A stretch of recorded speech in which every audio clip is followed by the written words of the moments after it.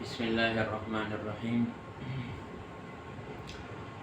ناظرین گرامی، آج میرے سامنے ایک سوال ہے۔ بہت سارے لوگ یہ سوال کرتے ہیں کہ قرآن کریم میں اللہ تبارک و تعالی کئی مقامات پر یہ فرماتے ہیں کہ قرآن کریم شفا ہے۔ وَنُنَزِّلُ مِنَ الْقُرْآنِ مَا هُوَ شِفَاءٌ وَرَحْمَةٌ لِّلْمُؤْمِنِينَ، قرآن شفا ہے۔ اسی طرح اللہ تبارک و تعالیٰ نے فرمایا یا ایھا الناس قد جاءتکم موعظۃ من ربکم وشفاء لما فی الصدور، کہ تمہارے سینوں کے لیے شفا ہے۔ تو سوال اکثر لوگ یہ کرتے ہیں کہ قرآن کریم کیسے شفا ہے؟ اس میں سب سے پہلی بات سمجھنے کی یہ ہے کہ لوگوں کو جو اشکال ہوتا ہے وہ اس وجہ سے کہ اکثر لوگ بیمار ہو جاتے ہیں، کسی کو بخار ہے، کسی کو بلڈ پریشر کا مسئلہ ہے، کسی کو شوگر کا مسئلہ ہے، مختلف بیماریاں ہیں، اور اس میں مختلف عاملین کے پاس لوگ جاتے ہیں اور وہ دم درود کرتے ہیں، اس سے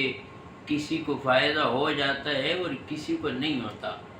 تو لوگوں کے ذہن میں یہ اشکال آتا ہے کہ یہ شفا کیوں نہیں حاصل ہو رہا۔ اس بات کو سمجھنے چاہیے کہ اللہ تبارک و تعالیٰ نے قرآن کریم میں جو قرآن کو شفا کہا ہے، اس میں سب سے پہلی بات سمجھنے کی یہ ہے کہ قرآن کریم تو ظاہری باطینی ہر قسم کے امراض کے لیے شفا ہے، لیکن اس میں یہ اس شخص کے لیے ہے کہ جو شخص قرآن کریم کے مطابق اپنی زندگی گزارے اور اس کے اعمال، اس کے اخلاق، اس کا کردار، اس کا گفتار ہر اعتبار سے قرآن کریم کے مطابق ہو، تو پھر قرآن کریم ظاہری باطینی ہر اعتبار سے اس کے لیے شفا ہے۔ دوسری بات کہ روحانی امراض کیا ہیں اور ظاہری امراض کیا ہیں۔ ہمارے ہاں مشہور یہ ہے کہ روحانی امراض اس کو سمجھتے ہیں کہ کسی کو جنات ہو گئے، کسی کو جادو ہو گیا، کسی کو نظر بد لگ گئی، تو لوگ سمجھتے ہیں کہ یہ روحانی مریض ہے۔ یہ روحانی مریض نہیں ہے، یہ بھی جسمانی مریض ہے۔ روحانی امراض کون سے ہیں؟ جو دل کے اندر امراض ہیں، قرآن کریم اس کا علاج کرتا ہے، اور بڑے بڑے مشرک جو آپ علیہ الصلوۃ والسلام کے زمانے میں قرآن کریم کے ذریعے سے ان کا علاج ہوا، تو وہ اس اعتبار سے تھا کہ ان کے دلوں کے اندر شرک تھا،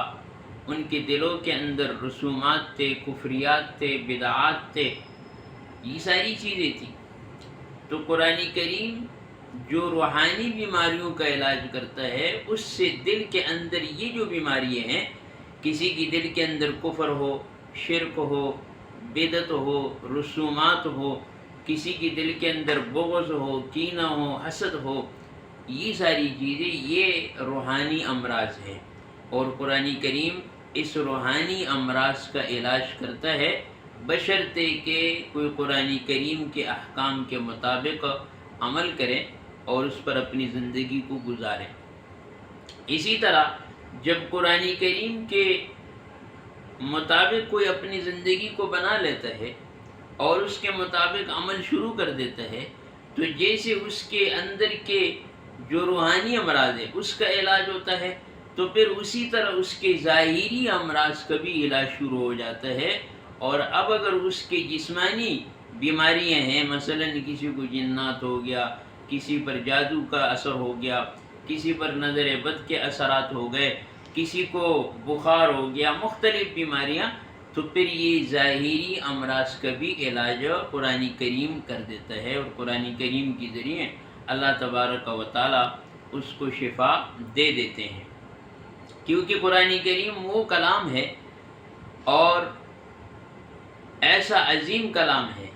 کہ جس زمانے میں اللہ تبارک و تعالیٰ نے قرآن کریم کو نازل کیا آپ علیہ الصلوۃ والسلام پر، تو یہ عرب کی فصاحت کا زمانہ تھا، عرب کے لوگ اس زمانے میں فصیح اور بلیغ انداز سے عربی کو سمجھتے تھے اور جانتے تھے، اور ایک ایک حرف سے گوئے کہ وہ کایا پلٹ دیتے تھے۔ جیسے ایک شاعر کا واقعہ ہے کہ اس نے کسی بادشاہ کے دربار میں جا کے یہ چاہا کہ میں کچھ اشعار پڑھوں، اور اس اشعار پڑھنے سے بادشاہ مجھے کچھ اشرفیہ دے دیں، کچھ مجھے نذرانے پیش کریں گے۔ تو اس نیت سے شاعر گیا، لیکن بادشاہ اپنے مصروفیات میں تھا، اپنے دربار کے کاموں میں لگا تھا، تو اس نے اس شاعر کو کوئی توجہ نہ دی۔ تو شاعر نے نکلتے ہوئے یہ شعر لکھ دیا کہ لقد ضاع، بادشاہ کے دروازے پر جاتے ہوئے یہ شعر لکھ دیا کہ لقد ضاع شعری علی بابکم کما ضاع عقد علی خالصہ۔ اس بادشاہ کی ایک باندی تھی، اس کا نام خالصہ تھا، اور اس کے گلے کے اندر ایک ہار تھا جو بڑا خوبصورت تھا، لیکن شاعر نے جب دیکھا کہ بادشاہ نے مجھے کوئی نذرانہ نہیں دیا، تو اس نے یہ شعر لکھ دیا کہ لقد ضاع شعری علی بابکم، کہ میرے اشعار تیرے دروازے پر ایسے ضائع ہو گئے، کما ضاع عقد علی خالصہ، جیسے کہ یہ خالصہ باندی کے گلے میں جو ہار تو نے ضائع کر دیے۔ بادشاہ کی پولیس والوں نے جب دیکھا کہ اس نے تو بادشاہ کی بے حرمتی کر دی اور ایسا شعر لکھ دیے دروازے پر جاتے ہوئے، بادشاہ کو پتہ چلا، اس نے پولیس کو دوڑایا، جا کر اس شاعر کو پکڑ کے لائے اور بادشاہ کے سامنے پیش کیا۔ بادشاہ نے کہا تو نے یہ گستاخی کیوں کی؟ تو اس نے کہا بادشاہ سلامت، میں نے تو کوئی گستاخی نہیں کی، میں نے تو آپ کی تعریف کی ہے۔ تو یہ جب اندر داخل ہو رہا تھا یہ شاعر، تو یہ دیکھے عربی کے اندر اتنی فصاحت اور بلاغت اور ایسے ماہر تھے کہ اس نے لقد ضاع کے اندر جو عین ہے، اس عین کے شوشے کو نیچے سے مٹا دیا۔ تو جب عین کا نچلا والا شوشہ مٹ جاتا ہے تو اوپر صرف حمزہ رہ جاتا ہے، حمزہ۔ تو اب عین کا شوشہ مٹا، حمزہ رہا، تو اس نے بادشاہ کو کہا کہ دیکھیں میں نے تو آپ کی تعریف کی ہے کہ لقد ضاع شعری علی بابکم،